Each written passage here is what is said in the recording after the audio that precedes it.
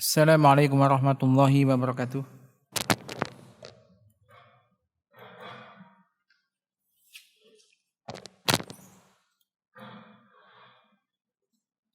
Alhamdulillah. Alhamdulillahi hamdan katsiran tayyiban mubarakan fih. Kama yuhibbu rabbuna wa yarda. Asyhadu an la ilaha illallah wa la syarikalah. Wa asyhadu anna Muhammadan abduhu wa rasuluh. Sallallahu alaihi wa ala alihi wa ashabihi ajmain. Amma ba'd. Ikhwan wa akhwat, Bapak Ibu sekalian yang dirahmati Allah Subhanahu wa taala. Alhamdulillah kita panjatkan puji syukur hadirat Allah Subhanahu wa taala. Malam ini kita bisa kembali melanjutkan kajian kita.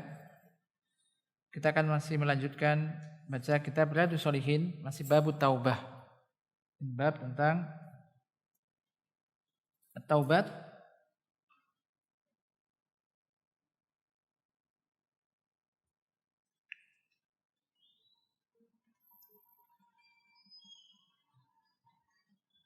Di hadis yang ke-20 dari sini. Qala mu'allif rahimallah wa nafa'ana bi ulumihi wid darani amin. Wa an Abi Sa'idin Sa'd bin Malik bin Sinan Al-Khudri radhiyallahu anhu anna Nabiyya sallallahu alaihi wasallam qala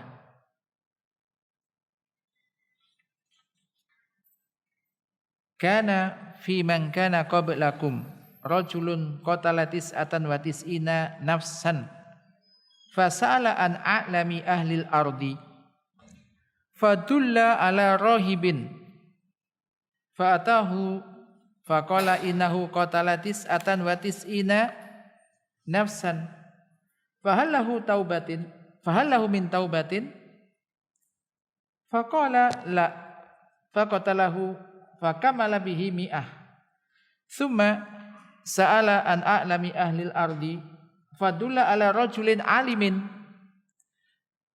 faqala innahu qatala mi'ata nafsin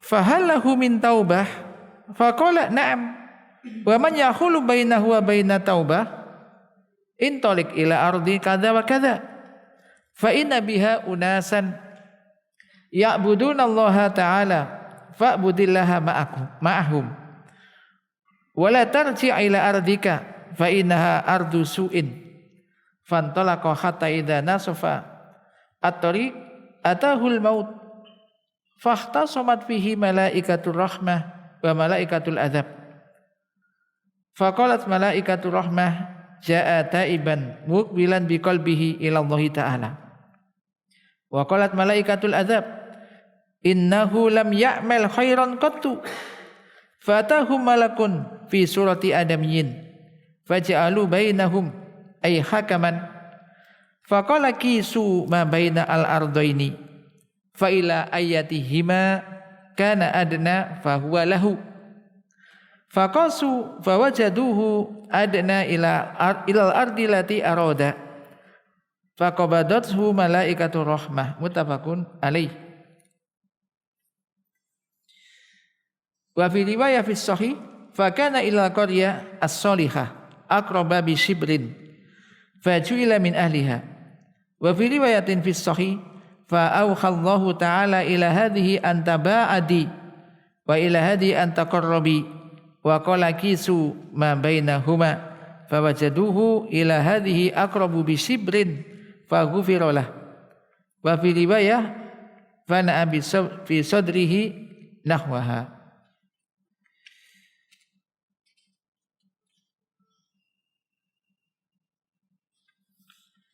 Nah, matan hadis ini kita baca dulu.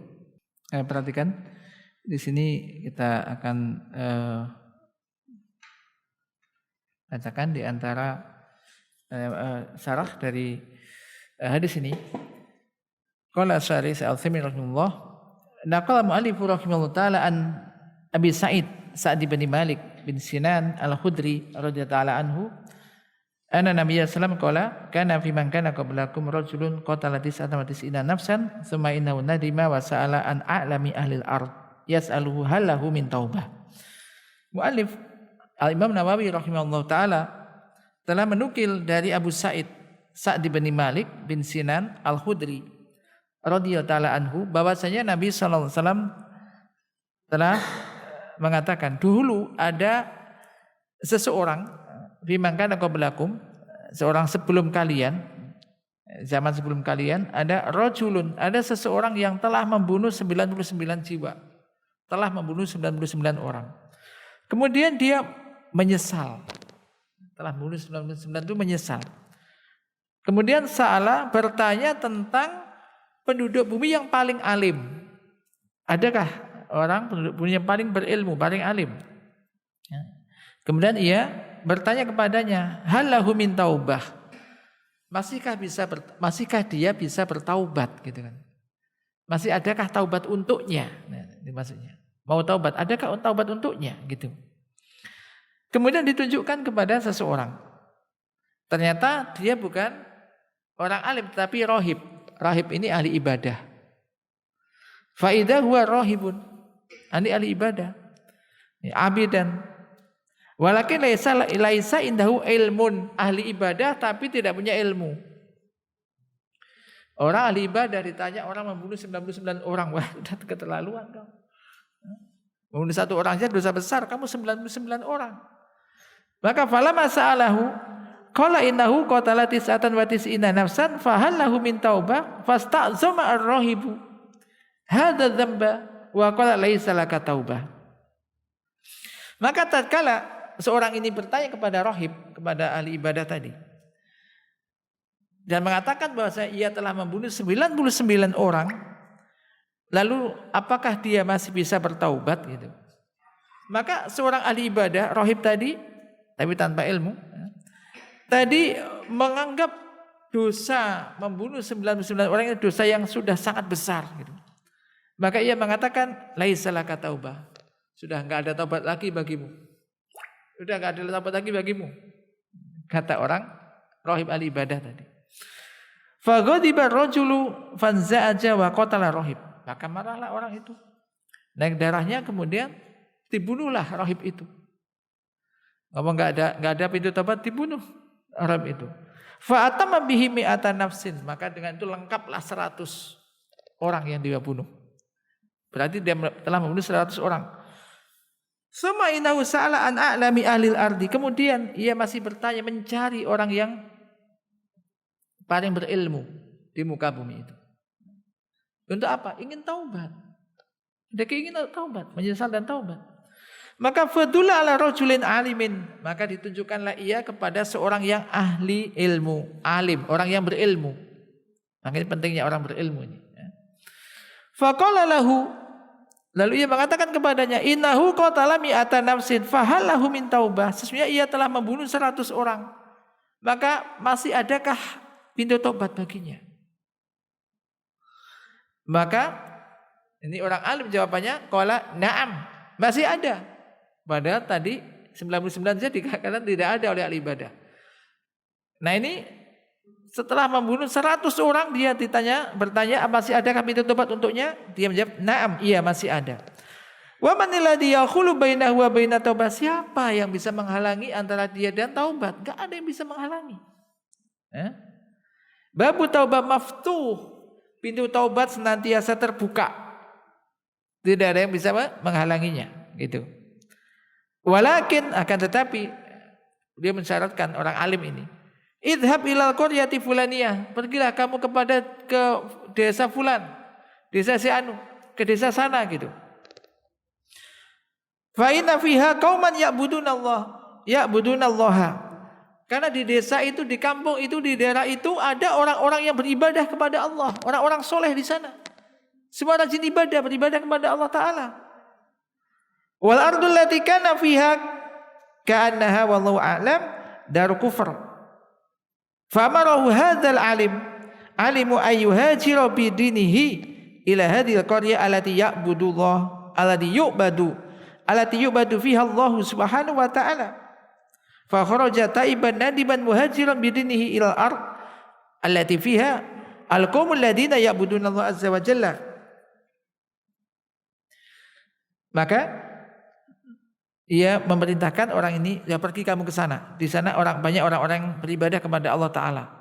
Dan bumi yang tempat kamu itu, yang tempat kamu berasal itu, di situ seakan-akan Allah Ta'ala alam disebutkan ini adalah daerah kufur, daerah kafir. Banyak orang-orang kufur, ahli maksiat, tidak ada beribadah kepada Allah Ta'ala. Maka orang yang alim ini memerintahkan seseorang tadi untuk berhijrah demi membela agamanya, demi mempertahankan agamanya, menuju daerah yang Allah disembah di daerah itu, yang orang-orang di situ beribadah kepada Allah Subhanahu wa Ta'ala.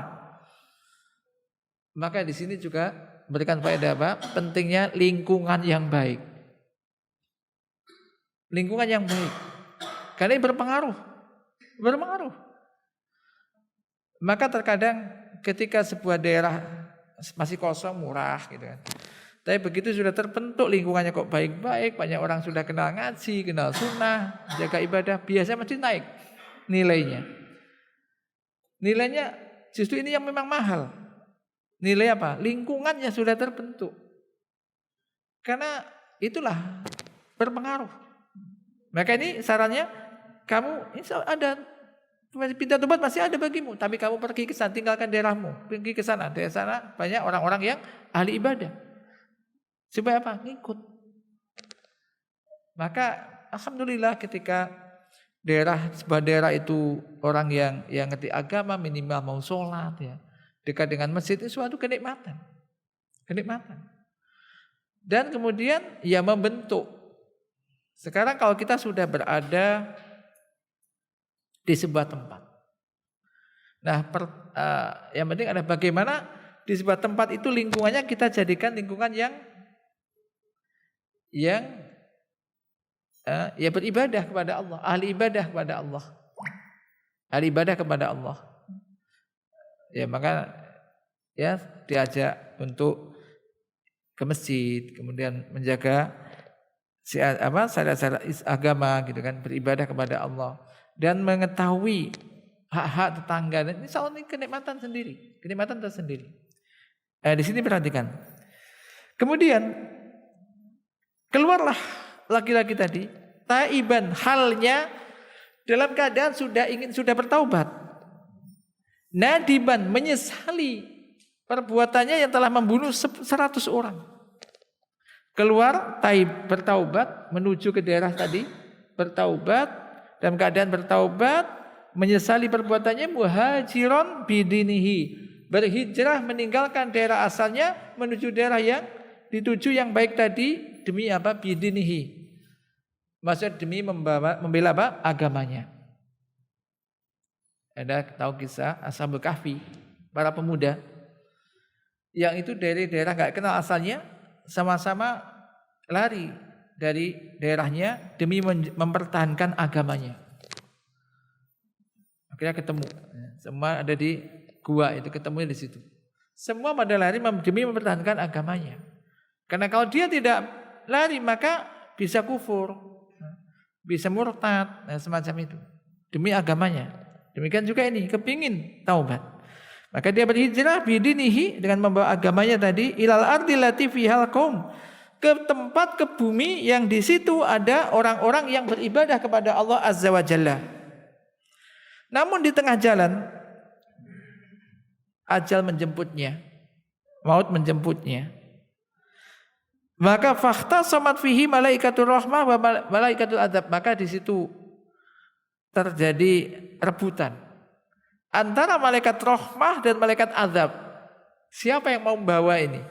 Ruhnya ini dibawa siapa ini? Malaikat rahmah dan malaikat azab.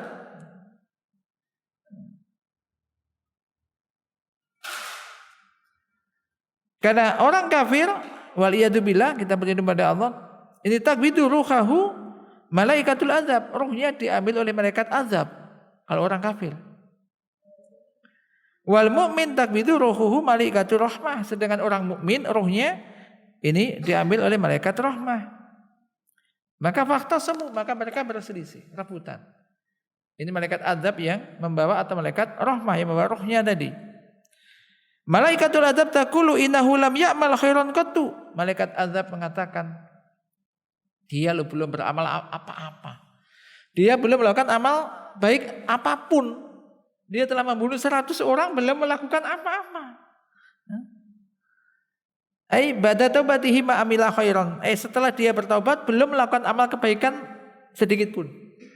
Masih berjalan menuju ke sana kok. Di tengah jalan mati. Tapi ini sudah berangkat dalam keadaan bertaubat. Menyesali perbuatannya. Wa malaikatu rahmah taqulu, sedangkan malaikat rahmah mengatakan innahu taba wa ja'a nadiman taiban. Sesungguhnya ia telah bertaubat.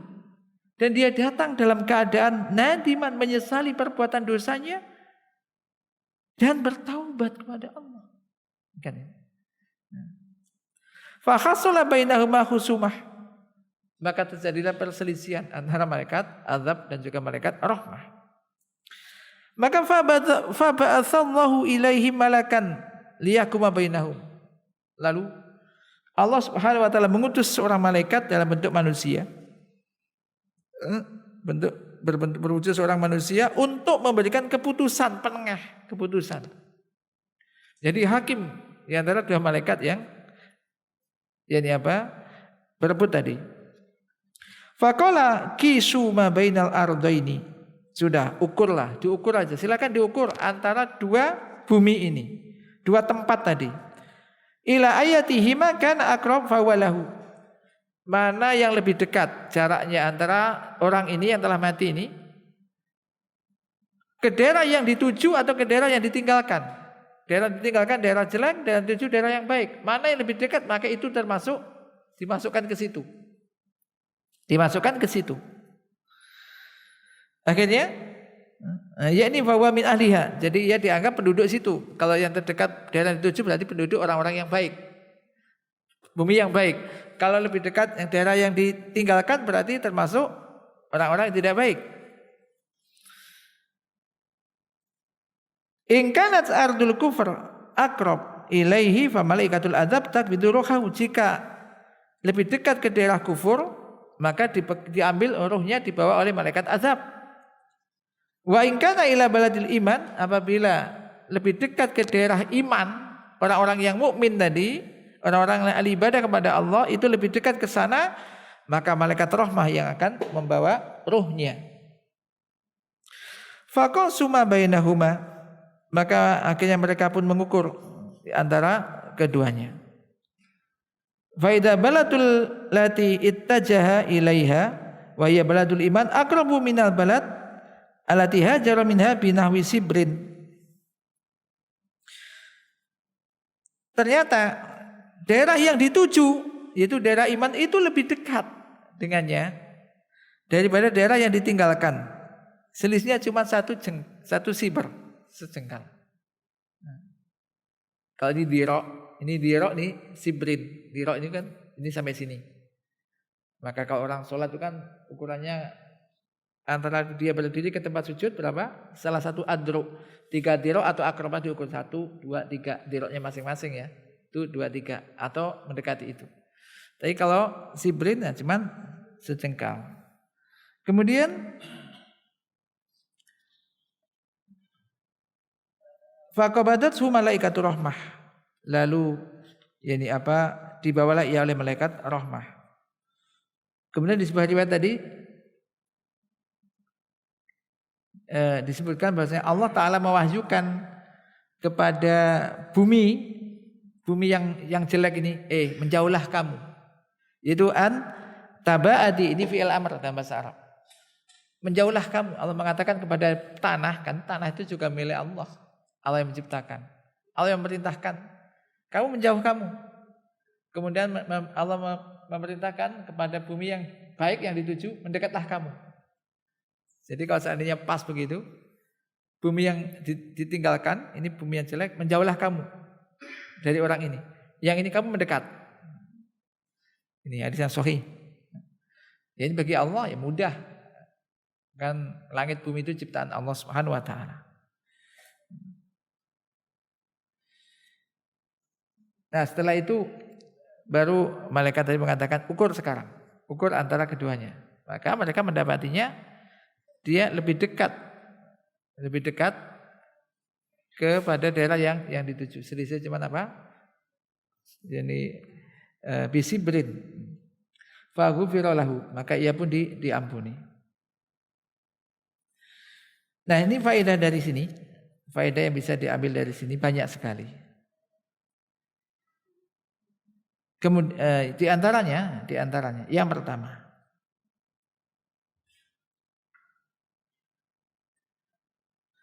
annal qatila idza qatala insanan amdan tsumma taba fa innallaha ta'ala yaqbalu taubatahu. Orang yang membunuh manusia dengan sengaja, kemudian ia bertaubat, maka Allah menerima, maka sungguhnya Allah Ta'ala menerima taubatnya. Menerima taubatnya.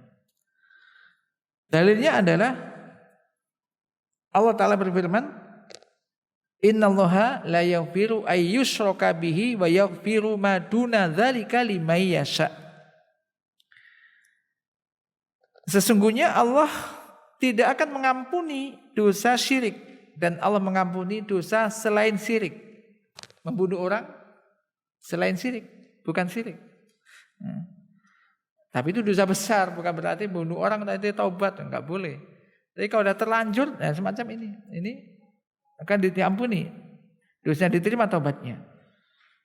Ya, ini selain syirik, maka Allah mengampuni dosanya jika ia mau. Nah, dosa selain syirik itu adalah tahta masyiatillah, ya, di bawah kehendak Allah. Jika Allah menghendaki akan menerima taubatnya, diterima. Kalau enggak, ya Allah mengampuni, kalau enggak. Ini maksudnya apa? Dosa syirik enggak diampuni itu maksudnya bagaimana? Maksudnya ketika orang itu ketika hidup melakukan syirik, praktek-praktek kesyirikan, kemudian sampai mati dia enggak bertaubat, dia masih meyakini kesyirikan tersebut, ini bahaya. Makin bahaya. Kalau dia enggak meninggalkan kesyirikan itu sampai mati di atas kesyirikan, Allah enggak mengampuni dosa syirik, dan dia kekal di neraka. Maka ini kalau misalkan mendapati orang itu melakukan dosa, yang melakukan maksiat, ini dilihat mana yang paling besar itu dulu diutamakan. Yang paling besar syirik, yang paling besar. Walaupun mungkin melakukan kesalahan-kesalahan yang lain banyak sekali, diawali dari yang pokoknya, yang paling besar. Ya, ketika dia itu mati di atas kesyirikan, Allah enggak akan mengampuni orang itu. Adapun selain syirik, maka ini dibawa kehendak Allah Ta'ala. Tapi kalau habis makan syirik, kemudian ngaji, ngerti, sekarang sudah tua, belum mati, tapi sudah tua, dia dulu waktu muda pernah melakukan ini dan itu. Perdukunan, kesyirikan, jimat-jimat, yang lainnya, semuanya telah dilakukan. Terus gimana sekarang? Bertaubat. Maka dia menyesali perbuatannya, dia tinggalkan itu, ketika tidak mengulanginya lagi, maka insya Allah diampuni. Allah itu yaghfiru dzunuba jami'an, Allah mengampuni dosa semua dosa atau dosa seluruhnya. Ya, dengan syarat tadi bertaubat sebelum matinya. Nah, ini. Maka kalau misalkan ada mungkin keluarga kita karena enggak ngertinya, ya kita tidak memvonis dia musyrik, tetapi apalagi misalkan orang tua misalkan, ya dijelaskan, diarahkan. Karena kadang-kadang ada orang kan ikut-ikutan aja kan, enggak ngerti. Tapi sampai itu dipahamkan. Minta hanya kepada Allah, minta tolong kepada Allah, minta kesembuhan kepada Allah, semacam itu. Dan secara akal pun sebetulnya menerima, ya kan? Karena Allah yang Maha Kuasa, Allah yang Maha Pencipta, Allah yang Maha menyembuhkan sesuatu, bisa mendatangkan manfaat dan juga menghilangkan madarat, itu hanya Allah Ta'ala, ya kan? Ya, kembalikan minta pada Allah. Baik, kemudian wa hadzal ladzi alaihi jumhur ahlul ilm, inilah yang dikatakan oleh jumhur ahlul ilmi.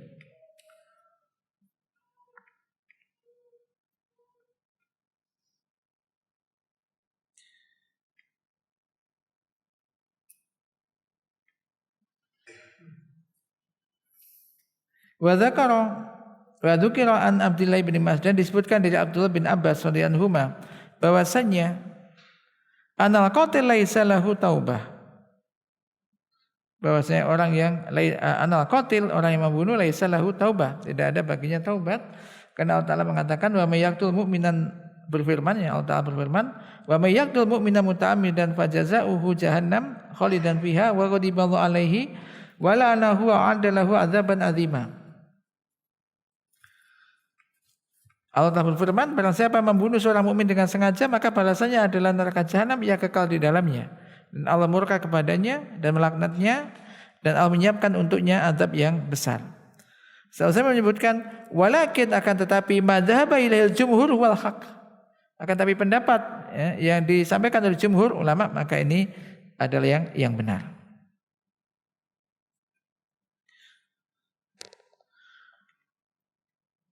Adapun yang diriwayatkan dari Ibnu Abbas radhiyallahu anhu, fa innahu yumkinu ayyukmal, jadi mungkin bisa dipahami bahwasanya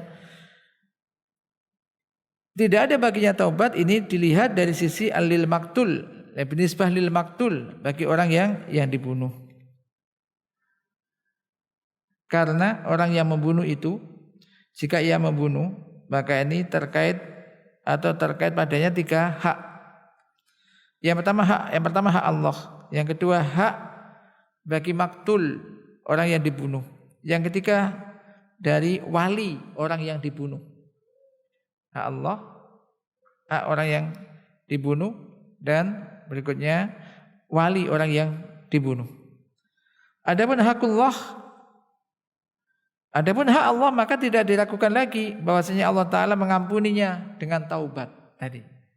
Kalau dia bertobat sungguh-sungguh, maka Allah akan mengampuninya. Jadi qaulillahi ta'ala, berdasarkan firman Allah Ta'ala, qul ya ibadiyalladzina asrafu ala anfusihim la taqnatu min rahmatillah innallaha yaghfiru dzunuba jami'an. Katakanlah wahai hamba-hambaku yang melampaui, asrafu itu melakukan sesuatu yang melampaui batas, melakukan sesuatu yang israf, melampaui batas atas diri mereka, maka janganlah kalian putus asa dari rahmat Allah, sesungguhnya Allah itu mengampuni dosa seluruhnya.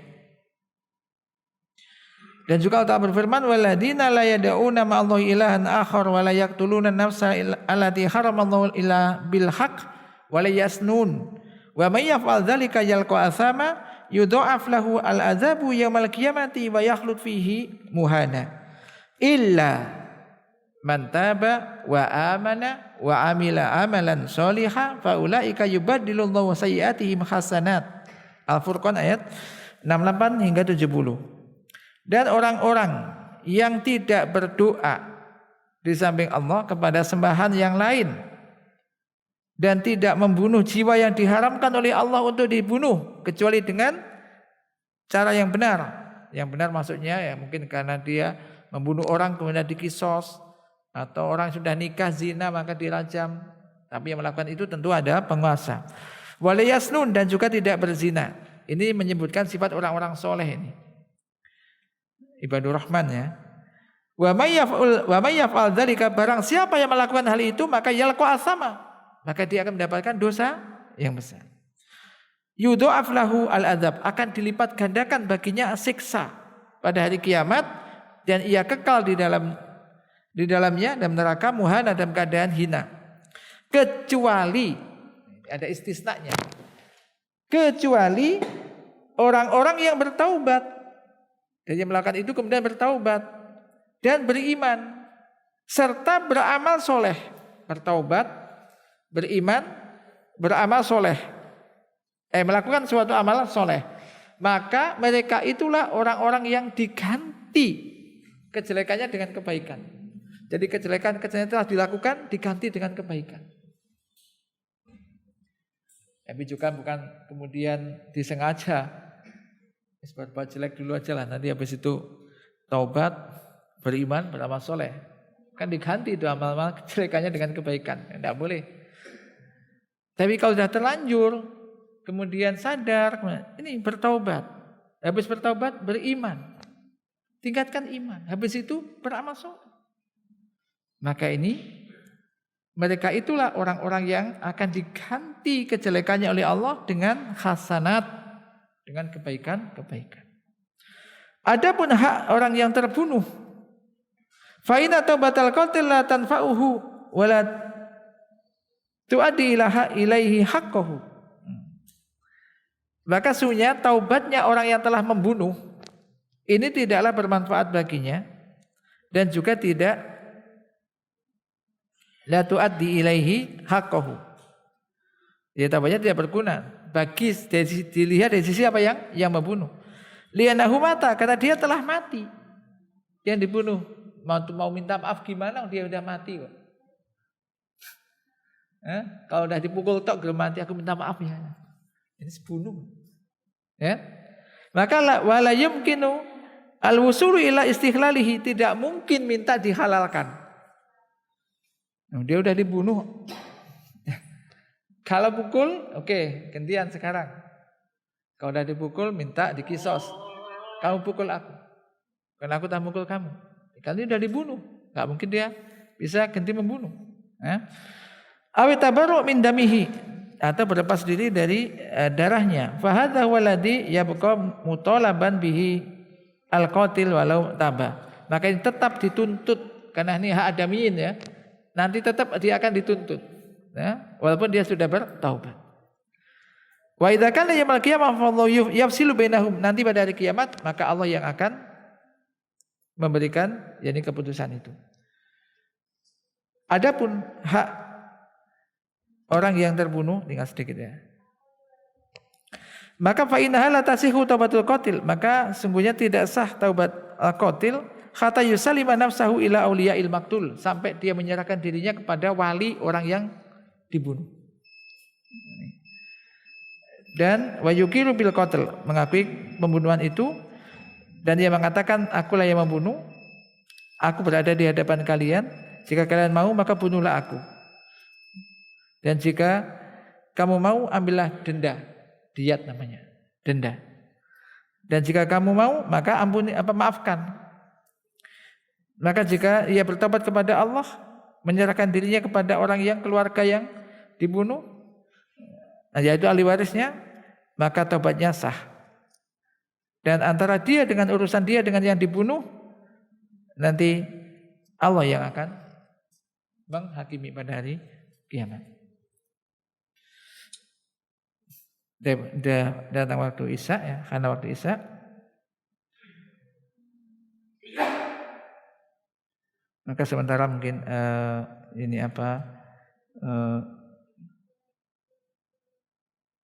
sampai di sini, atau mungkin adzan dulu ya. Adzan dulu, nanti sedikit saya akan tambahkan faedah sedikit lagi. Silakan adzan dulu ya. Nanti habis adzan sambil menanti iqamah kita lanjutkan sedikit. Nah, fadhal adzan dulu. Kurang berapa menit? 10 menit. Tergantung imamnya lah ya kan. Salat tergantung imamnya, nanti khawatir keputus. Ini faedah banyak. Ini saya tambahkan dari kitab Bahjatun Nadirin, kitabnya yakni Syekh Salim Al-Hilali, Syarah Riyadhus Shalihin ya, saya tambahkan. Beliau sebutkan sini di antara faedah juga, yaitu saya ambil yang poin yang penting ya. An-nafsul basyariyah, jiwa manusia itu di dalamnya itu ada kebaikan yang asli. Artinya di dalam fitrah manusia, normalnya manusia itu di dalamnya itu mesti sudah ada kebaikan. Ada kebaikan yang orisinil, yang asli di dalamnya. Sedangkan kejelekan dan kejelekan dan perbuatan yang tidak baik itu adalah tamu, datang dari luar. Paham? Maka lihat fitrah manusia itu di dalamnya itu intinya itu ada kebaikan, itu semuanya. Walaupun orang mungkin pakai ini kelihatan penampilannya sudah jelek nih, ada di hati kecil itu ada kebaikan di situ aslinya. Nah, maka apabila kebaikan itu bertemu dengan ada orang yang menyebutkannya, mengingatkan dia gitu, maka insya Allah di situ, di dalam hatinya, di dalam dirinya itu, di diri manusia itu istiqdadan lil istiqomah, ada kesiapan untuk bisa istiqomah. Wala nukadzibuhum, dan kita tidak mendustakannya. Yaitu di sini istidadan listiqomah ala tariqil huda. Jadi kalau ada mengingatkannya orang itu, maka ada istidad, sudah siap di dalam dirinya itu kesiapan untuk bisa istiqomah di atas jalan kebenaran. Dan ini kan banyak. Makanya kalau walaupun kadang ada kan banyak itu orang yang sudah kadang tatoan, kadang telinganya sudah bolong begitu kan, besar.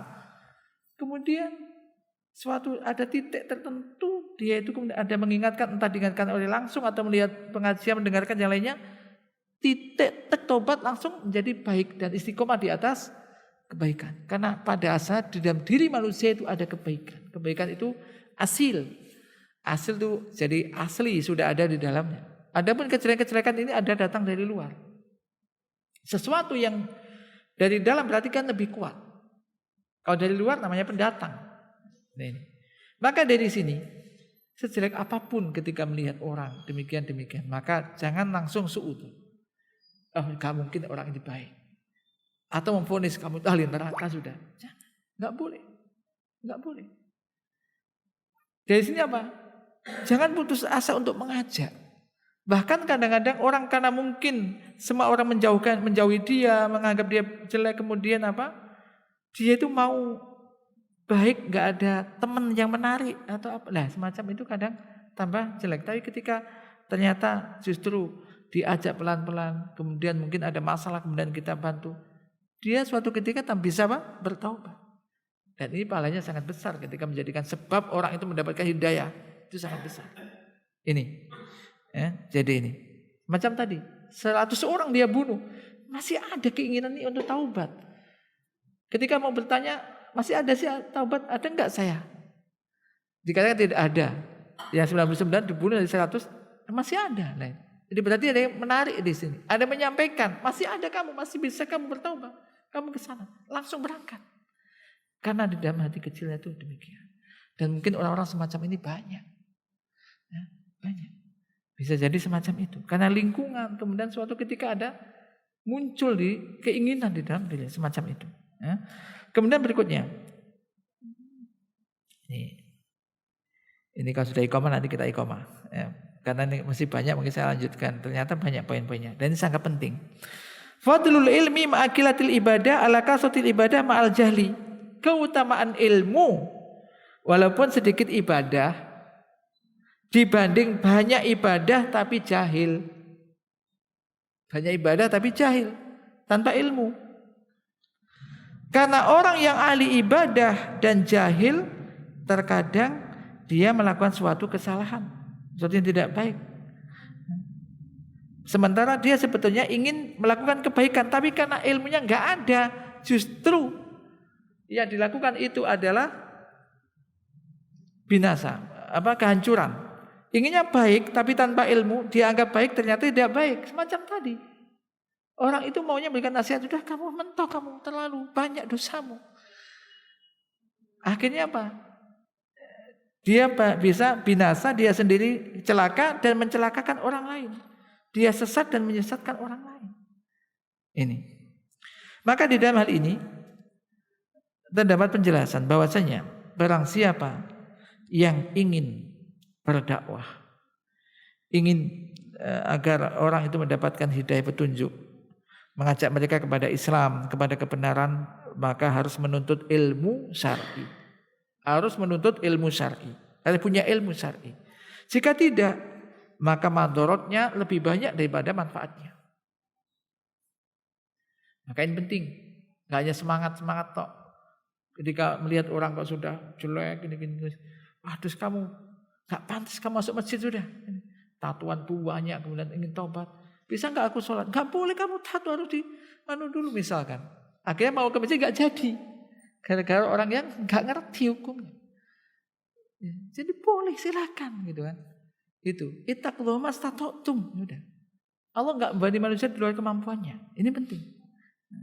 Jadi butuh ilmu. Butuh ilmu. Jadi kalau tidak, maka mandorotnya lebih banyak daripada manfaatnya. Kemudian satu lagi ya. Al-jahil adu nafsihi. Kebodohan itu adalah musuh dirinya. Kebodohan itu musuh dirinya. Maka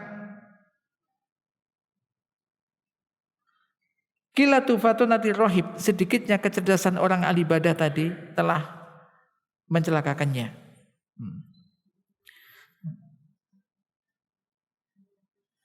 Nah, kenapa? Karena seharusnya dia harus menjaga diri dari sikap sembronoan ala qatl khatasara daidanahu bi alla yuwajihu bi khilafi muradihi. Jadi intinya dia harusnya jadi untuk justru orang semacam tadi bisa ditarik, bisa menjadi baik, tapi justru diberikan fatwa semacam itu, akhirnya dia sendiri celaka dan orang itu nanti akhirnya tambah tidak bisa bertaubat juga. Jadi intinya di sini adalah kebodohan itu musuh diri kita. Kita harus melawan terus, maka mencari ilmu itu penting. Tidak ada kenyangnya. Jangan merasa kenyang sudah pernah membahas mengkaji ilmu, apalagi sebuah hadis udah hafal hadis itu, udah berkali dibahas, terus dikaji, mesti ada faedah yang didapat. Ayat pun demikian. Tidak ada habis-habisnya. Faedah itu banyak. Allah memberikan ilmu kepada seseorang dan yang lainnya nih. Makain terus mengkaji ayat ataupun hadis-hadis Nabi. Tapi sementara mungkin ini faedah insya Allah masih ada banyak. Mungkin insya Allah pertemuan berikutnya insya Allah kita akan lanjutkan. Kemudian saya tambahkan sedikit ya, mumpung masih di dalam ini masih belum pertengahan bulan Sya'ban. Ketahuilah bahwasanya minimal untuk menyambut bulan yang agung, bulan Ramadan, maka para ulama menyebutkan ya kita mulai dengan persiapan di bulan Sya'ban, di mana bulan Sya'ban ini adalah bulan yang banyak dilalaikan manusia. Bulan yang berada di antara bulan Rajab dan bulan Ramadan. Banyak dilalaikan manusia dan beramal di dalam waktu yang banyak dilalaikan oleh orang ini ada keutamaan dan disunahkan. Maka di antara amalan banyak di bulan Sya'ban apa yang dianjurkan? Puasa. Memperbanyak puasa sunnah di bulan Sya'ban. Karena Nabi tidak ada puasa, tidak ada suatu bulan yang banyak beliau melakukan puasa sunnah daripada bulan Sya'ban. Ini. Kemudian dan juga para ulama yang menyebutkan Sya'ban juga bulan Qurra. Bulan Qurra ini bulan para pembaca Al-Quran. Perbanyak baca Quran. Kenapa? Supaya nanti ketika masuk bulan aslinya di bulan Ramadan udah biasa berpuasa dan juga biasa baca Quran, termasuk qiyamul lail ini ya ditingkatkan, biasakan. Ini. Jadi mumpung masih ada, maka ini dilakukan sejauh mana yang bisa mampu dilakukan, lakukan. Ada hadis memang idzan tasafa Sya'banu fala tasmu, jika Sya'ban telah mencapai separuh kamu jangan berpuasa. Maka ini para ulama menyebutkan mengawali puasa. Setelah separuh maka tidak. Misalkan sudah tanggal 16, awalnya sampai 1 sampai 15 enggak puasa. Nah, tanggal 16 baru mengawali puasa, maka ini tidak boleh. Tapi kalau orang biasa melakukan sejak awal sudah puasa, makin boleh. Kecuali paling enggak 2 hari sebelum Ramadan, maka ini tidak. Atau juga orang itu biasa makan puasa Senin Kemis, maka boleh terus. Atau puasa Daud, maka boleh terus. Nah, mungkin semacam ini yang bisa kita sampaikan. Semoga bisa memberikan faedah bagi kita semuanya dan semoga kita ditolong oleh Allah untuk bisa melakukan amal-amal ibadah yang sunnah yang dicontohkan oleh Rasulullah SAW. Sallallahu nabiyyina Muhammad, subhanakallahumma wa bihamdika asyhadu an la ilaha illa anta astaghfiruka wa atubu ilaik. Wassalamualaikum warahmatullahi wabarakatuh.